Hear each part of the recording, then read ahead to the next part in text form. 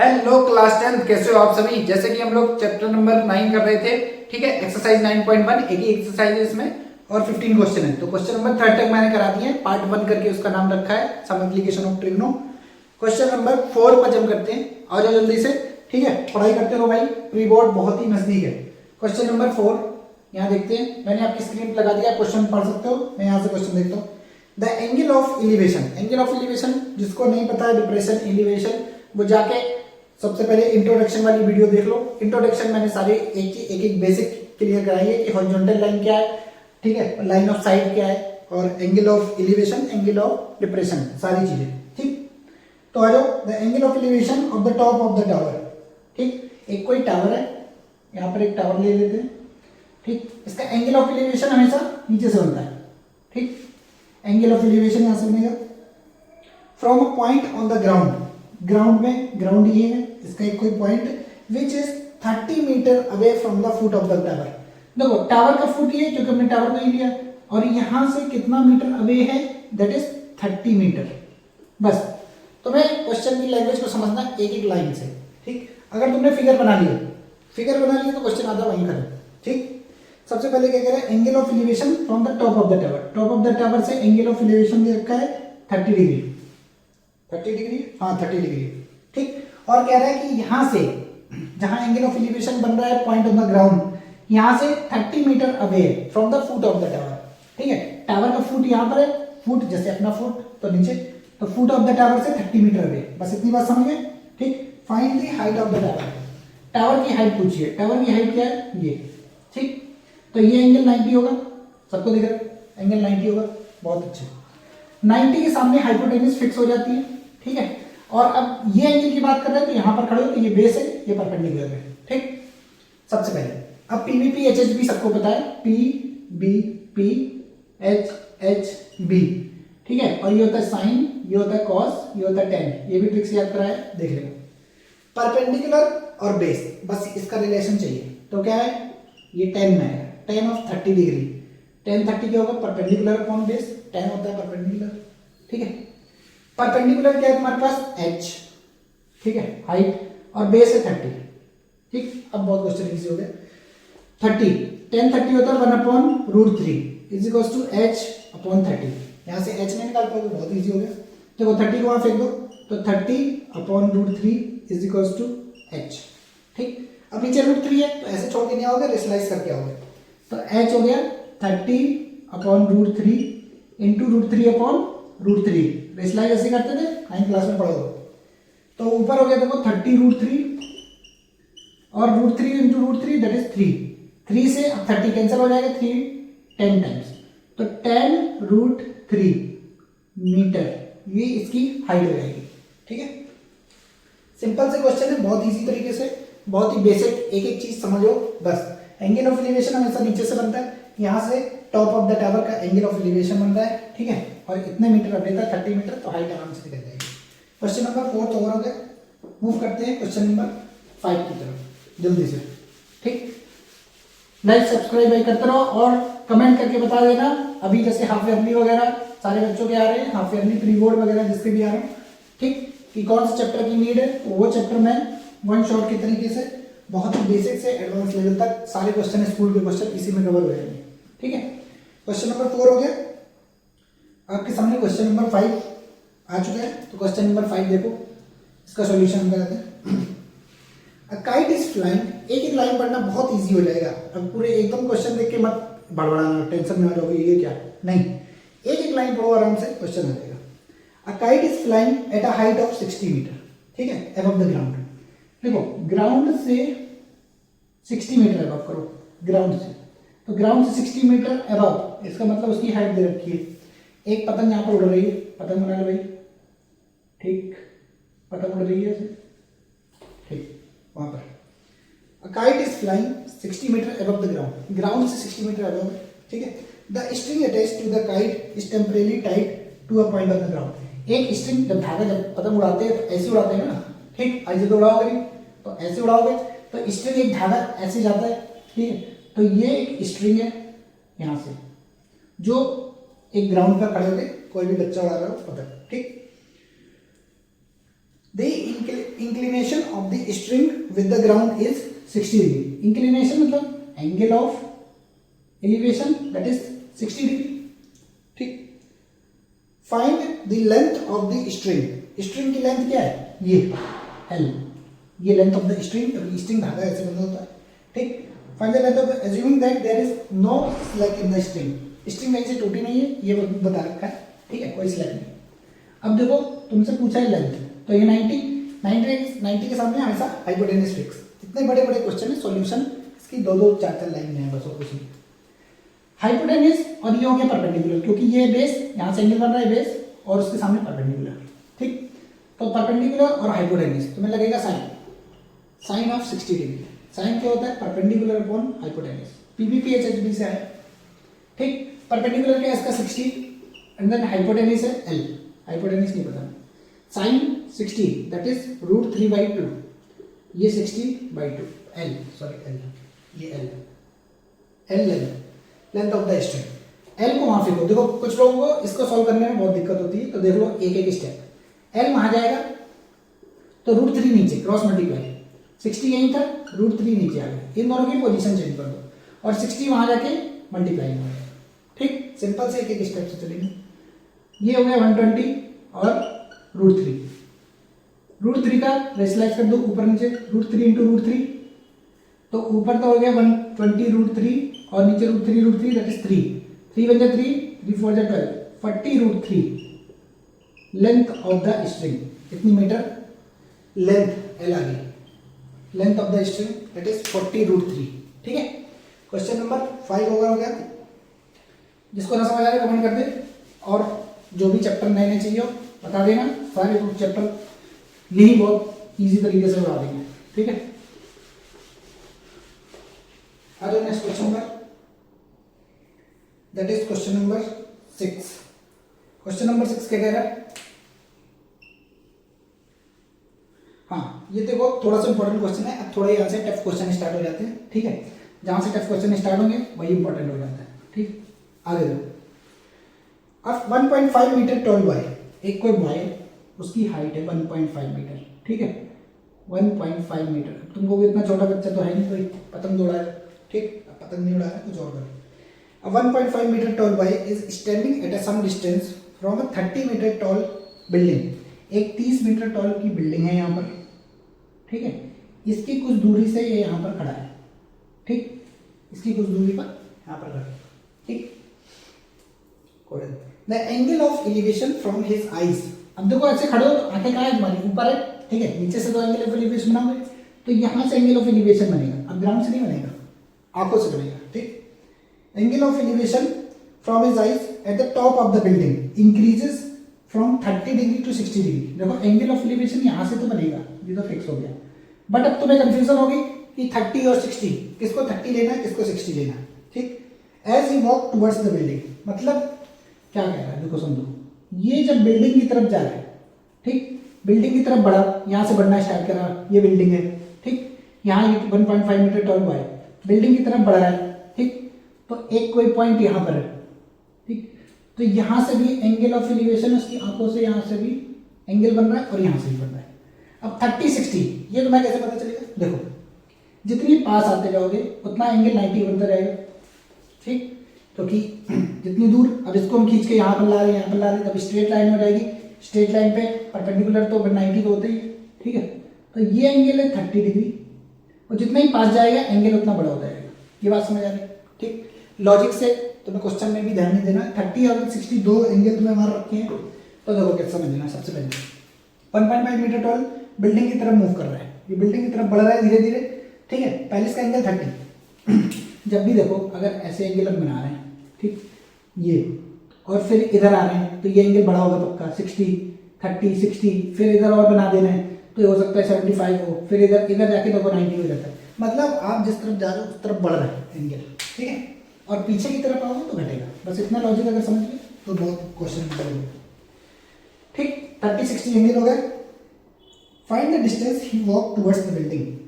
Building की तरफ जो उसने चला है वो तुम्हें डिस्टेंस बतानी है। ठीक, अब यहाँ से भी एक लाइन खींच दे, कोई दिक्कत नहीं। बिल्डिंग की तरफ देखो यहाँ था और यहीं तक पहुंचा है बिल्डिंग की तरफ, तो ये डिस्टेंस तुम्हें निकालना, अगर ये ए है ये बी है तो तुम्हें डिस्टेंस ए बी फाइंड करनी है। ये सी ले लो, उसको डी ले लो, ये ई, ये एफ। ठीक, समझ गए क्वेश्चन प्रॉपर तरीके से। और बिल्डिंग की डिस्टेंस दे रखी थी at a some distance 30 metre tall building, 30 metre tall building है, बिल्डिंग की हाइट है 30 मीटर। देखो इंपॉर्टेंट क्वेश्चन है, थोड़ा सा ध्यान देंगे। तो भाई ये डिस्टेंस निकालनी है। ठीक, पहले हम ये 60 है तो यहाँ से भी 60 बनेगा, अगर ये 60 है, ठीक है, ये एंगल 60, तो ये डिस्टेंस अगर हम निकालें, ठीक, तो भाई ये 1.5 मीटर है तो ये भी 1.5 मीटर होगी। ठीक, क्योंकि ये और ये हाइट बराबर है। अब 30 में से अगर तुम 1.5 माइनस कर दोगे तो ये वाली हाइट इसकी आ जाएगी यहाँ से यहाँ तक, जो कि होगी 28.5। 30 में से 1.5 माइनस करोगे, 1.5, 30 में से 1 माइनस करोगे 29 आएगा, और 1 में से 0.5 माइनस करोगे तो 28.5। ठीक, अब समझो बात को, 1.5 मीटर यहाँ से कम हो गया ये। अब तुम्हें परपेंडिकुलर मिल गया और ये 90 था, परपेंडिकुलर निकाल गया तो बेस नहीं निकाल पाओगे आराम से। ठीक है, तो tan 60 लगाओगे, tan 60 क्या होगा, परपेंडिकुलर अपॉन बेस। ठीक, और 60 के लिए परपेंडिकुलर कौन सी साइड है, ईडी। पूरा लिख रहे हैं, एक एक चीज ध्यान से देखना, ईडी, इसको एस ले लो, अपॉन एस डी, बेस हो जाएगा एच डी। tan 60 होता है √3। ठीक, ईडी तुम्हें पता चल गया 28.5 है, और एच डी तुम्हें साइड निकालनी है। ठीक, एच डी निकाल लो, एच डी यहाँ से आ जाएंगे 28.5 अपॉन √3। ठीक, इतनी सी बात है। अभी यही रहने दो, √3 को चेंज करने की कोई जरूरत नहीं। ठीक, तुम्हारे पास एच डी डिस्टेंस आ गई, मतलब ये डिस्टेंस आ गई कितनी, 28.5 अपॉन √3, ये डिस्टेंस आ गई। अगर हम पूरी डिस्टेंस निकाल दें AC, ये 28.5 है तो ये भी 28.5 होगी, क्योंकि सेम लेंथ है दोनों। ठीक, अगर पूरी डिस्टेंस निकाल दें AC क्या है, देखो यहाँ पर AC क्या है, AB प्लस BC है। अब यहाँ से तुम्हें AB निकालना है, तो AB कैसे मिलेगा, AC में से अगर तुम BC माइनस कर दोगे तो AB निकल आएगी। पूरी लेंथ में से इतनी हटा दो तो ये बचेगी। ठीक, समझ आ रहा है, पूरी लेंथ में से अगर BC माइनस कर दिया तो AB बच जाएगा, सिंपल सी बात है। ठीक, तो मेरे पास अभी AC बोल दो या फिर इसको BC बोल दो, बात एक ही है। BC साइड आ चुकी है। ठीक, AC निकालने जा रहे हो। AC के लिए हमें निकालना पड़ेगा tan of 30 degree, tan 30 perpendicular upon base. देखो 30 के लिए ये पूरी बेस हो गई, और परपेंडिकुलर तो 28.5 ही रहेगी। ठीक, बेस क्या हुई, बेस होगी इसके लिए F और D। ध्यान से देख लो, FD ये बेस है, क्योंकि 30 के लिए ये पूरा ट्राइंगल लेंगे। ठीक, tan 30 1 upon √3, 28.5 as it is, और FD निकलना है। FD लिखो या फिर AC लिखो, बातें की। अभी FD लिखते हैं, याद रखते हैं। तो F ऑफ D आ गया 28.5 अपॉन √3। ठीक, नहीं सॉरी, अपॉन नहीं आएगा, मल्टीप्लाई हो जाएगा ना, इंटू √3। ठीक है, अब देखो कैसे करना है, इसको रेशनलाइज करते हैं। 28.5 अपॉन √3 था, √3 से ऊपर नीचे मल्टीप्लाई, √3 अपॉन √3, तो ये हो जाएगा 28.5 √3 मल्टीप्लाई में हो जाएगा, और नीचे बचेगा 3। अब देखो 3 से क्या है, कैंसिल हो रहा है, हाँ कैंसिल हो रहा है। पहले पॉइंट भूल लो। ठीक है, 3 9 जा 27, 3 9 जा 27, बचा 1, 3 5 जा 15, 9.5 √3। ठीक, आराम से इजीली करेगा। ये आ गया तुम्हारे पास, BC बोल दो या फिर इसको SD बोल दो, बातें की। ठीक है, BC बोलो या SD बोलो, बातें की। FD तुम्हारे पास आ गया, FD का मतलब है या फिर FD लिखो या फिर AC लिखो, ये भी बातें की। 28.5 √3, देखो FD या AC, बातें की। अब हम AC में से BC हटा दें, यहाँ देखो ये वाले में AC में से BC माइनस करो। AC क्या था, AC था तुम्हारे पास 28.5 √3 माइनस BC ये निकला है 9.5 √3 इज इक्वल टू AB, और AB ही निकालना था। अब देखो 28.5 में से 9.5 पहले माइनस करो, पॉइंट के बाद तो 0 हो जाएगा। ठीक है, और 28 में से 9 गया, दैट इज 19। ठीक। ठीक है 19, तो indirectly 19√3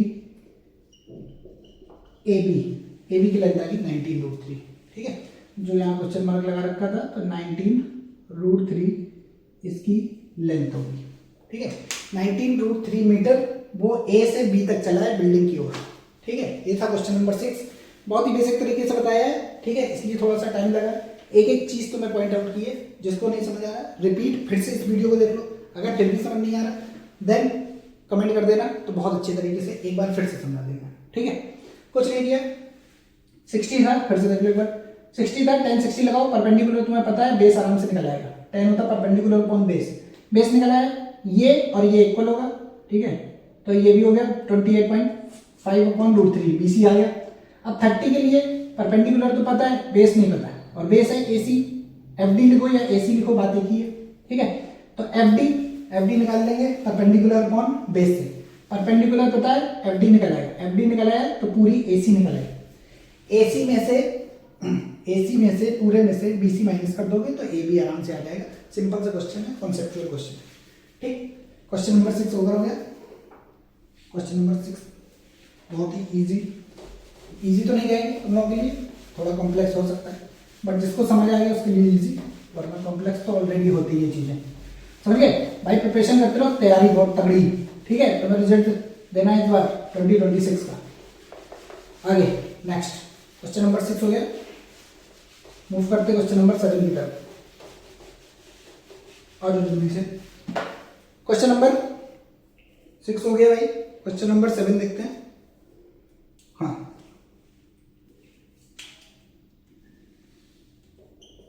question number 7, from a point on the ground the angle of elevation, देखो पॉइंट ऑन द ग्राउंड से angle of elevation of the top and the, first from the point on the ground the angle of elevation of the bottom and the top of the transmission tower fixed at the 20 metre high building. सबसे पहले question देखो, एक 20 metre high की building है, 20 metre high एक ये building है, ठीक है। बिल्डिंग ऐसे हम बना देते हैं, थोड़ा सा अलग हाईलाइट हो।